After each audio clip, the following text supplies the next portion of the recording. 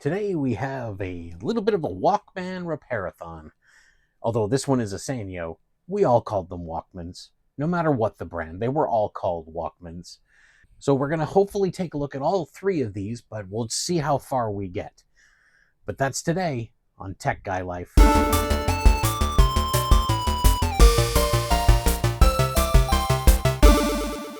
So we got three portable cassette players, aka Walkmans, to look at today. This one makes a noise, but nothing turns. So when you can hear the motor kick in, but it doesn't actually turn the tape or anything like that. So suspecting this one is a belt. This one here is completely dead, but it is a mess. If you look inside, like you can see, there's like cobwebs and all kinds of I don't know if you can see it in there, but right back there, there's a cobweb nest. And this one here, we're going to have to take this apart to clean it. And this last one plays, but it is all distorted and messed up. So this one has, I think, something other than a belt as the problem. But we're still going to go in and look at the belt because that could be also causing the problem. But this one here is all distorted. There's only audio on one channel. So my first guess is the volume knob is shot and needs a real good cleaning. But we're going to start with the Sony, the Sports Walkman, the WM-F73. We'll put these aside and hopefully we get to these. If not, there'll be other videos. So let's see. We've got batteries already in. Yep. And what we'll do is we'll just grab any old cassette and we will pop it in and press play, and you can see nothing moves. But if you listen, you can hear it's definitely making a noise.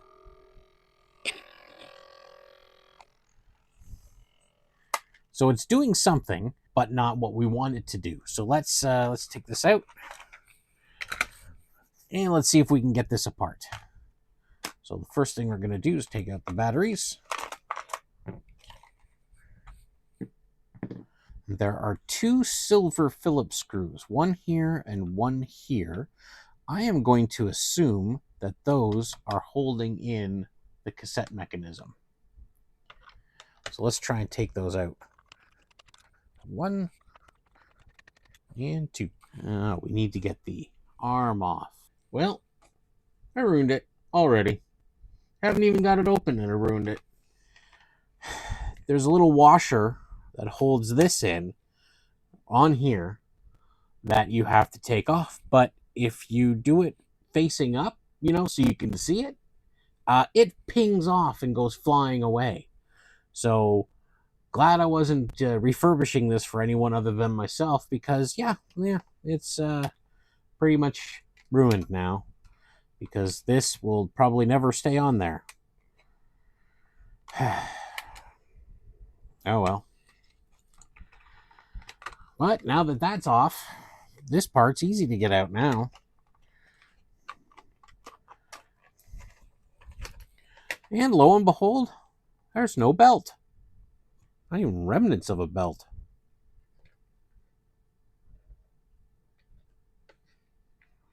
Oh, there it is. There's the belt. All right, well, let's see how long this belt is. And let's see if I've got a replacement. All right, so quick measure of the broken belt. We got 7.5 inches in its stretched, broken form. So that would be most likely probably 7 inches when it was new, because it probably gained a 1/2 inch of stretch. So we're probably looking for a 3.5 inch round belt. So 3.5 inch circumference belt.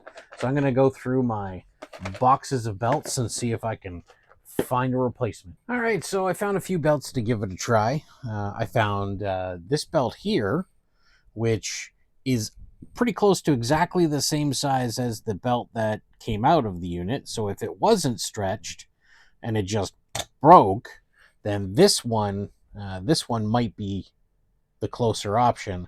But I also found a few other smaller ones that are all about the same size that we can give it a try as well.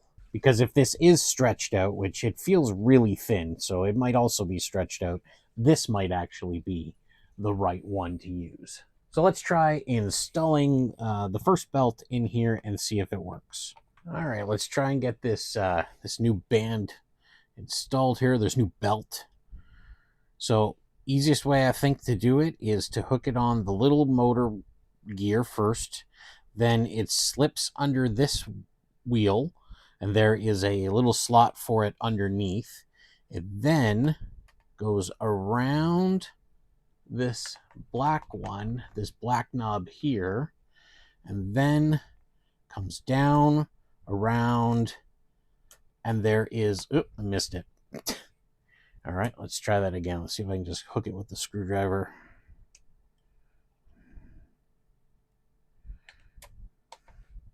Missed again.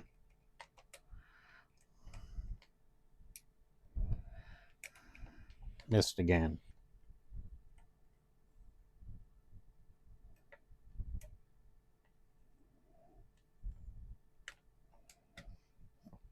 There we go. 47 tries. So again, so it goes around this gear. This is the motor. So this little gear here pulls it, or pulley. I guess it's a pulley. And then you wrap it around this one. And then it goes around the second layer of this brass one. Let's see actually if I can get it closer. And we'll do it up here. Okay, so we go around this one.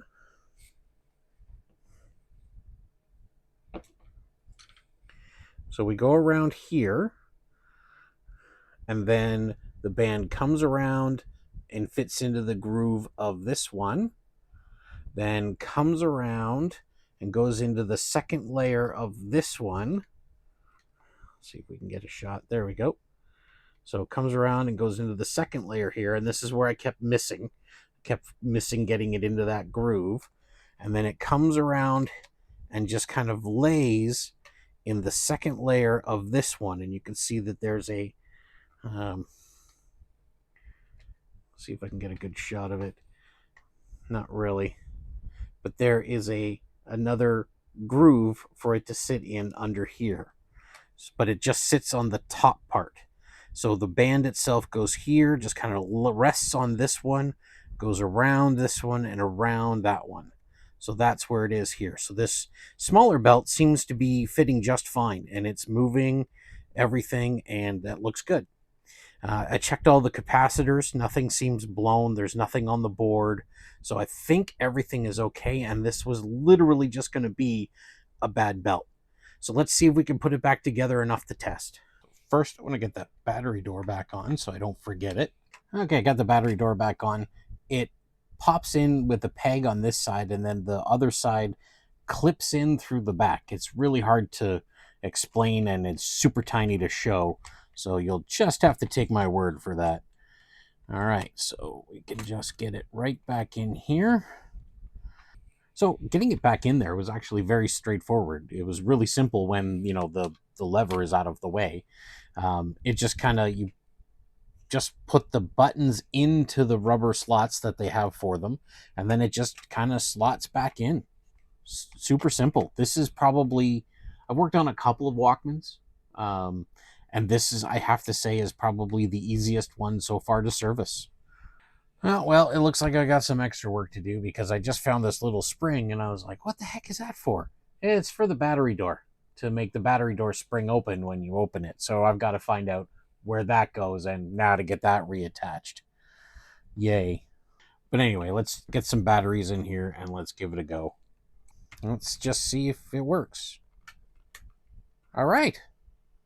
It's moving. So it's moving. And let's see, does the reverse work? Yep, the reverse works.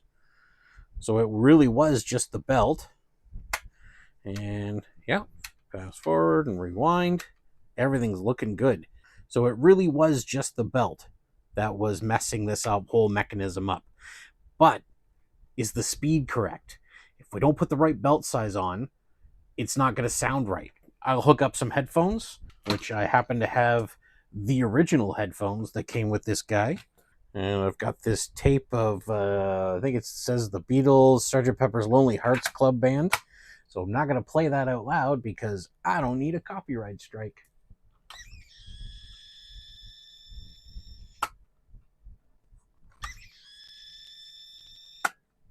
All right, so the audio was completely just a buzz. And when I got the volume knob back on and I could adjust it, I heard a faint little bit of music in the background of the buzz. So then I started looking a little bit closer, and I think we have some bad capacitors. I didn't see this originally. So right there is all of these two capacitors and this one. There's all corrosion on the board. Sorry, let's see if I can get that looking good. So there's all corrosion on the board. All of these pins here are discolored, all the solder. I cleaned a little bit of it off, and then you can sort of see, let's see if I can get something to point. There's some trace damage right about there. So there's some trace damage. Doesn't look too bad, but right there you can see where I think these two capacitors and this one here potentially have leaked all over this area. So I'm going to get these three capacitors off, give the board a clean, and we'll see how it looks after that. And in case you're wondering, you can disconnect the ribbon cable that goes to the other section of the case, and you can remove the other case because it's just simply Phillips screws that hold this together. So you just unscrew it and pull them out. They're just super long screws, like that. All right, let's get these capacitors off and see how bad it is. Yeah, as soon as I hit it with some heat on the soldering iron, we got that lovely burny, fishy smell. So yeah, we got some bad capacitors. Okay, yeah, they were pretty bad. I got it cleaned up a little bit, got the three of them off, but now I got to test all the continuity. So this one goes here. Yeah, there's nothing there. Don't have it on the right setting. There we go. Multimeter is in continuity, so we need to check all these to see if they still connected. Okay, this needs to be cleaned up. Actually, you know what? I should clean up these. So that goes there. This one goes here. Amazing that's still connected, because that is just black through there. So it's probably ate some of the solder mask, but it hasn't gotten to the actual copper yet. So I'm surprised that is connected to there. And then this one goes here, and that's still connected. And I think we're okay. We just got to replace the capacitors.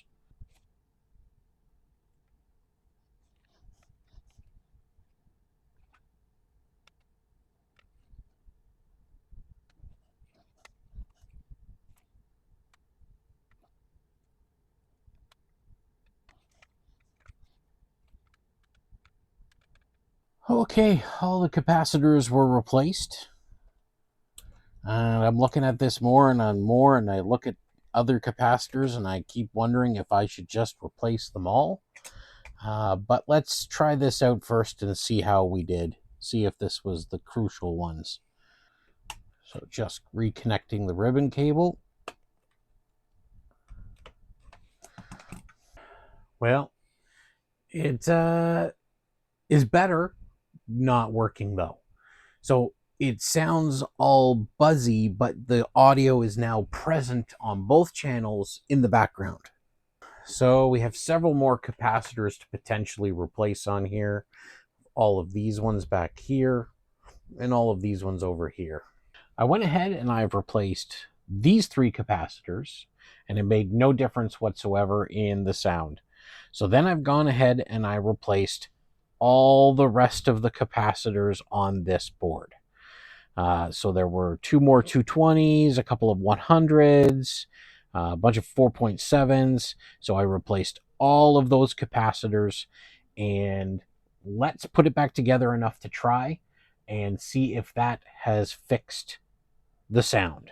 The other thing that I did was I made a cassette tape of YouTube acceptable music. So I can actually hook this up to my capture device and you guys can actually hear what's the tape is playing. So hopefully it'll work this time rather than getting a huge buzz noise. So let's get this all back together. All right, so let's we got the tape in. Let's hit play and see.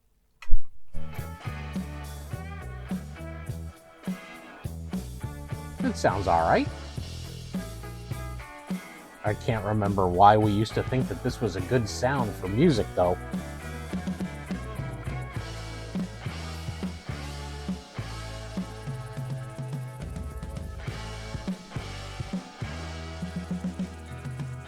But I think that's okay. I think we can put this back together and it's ready to go.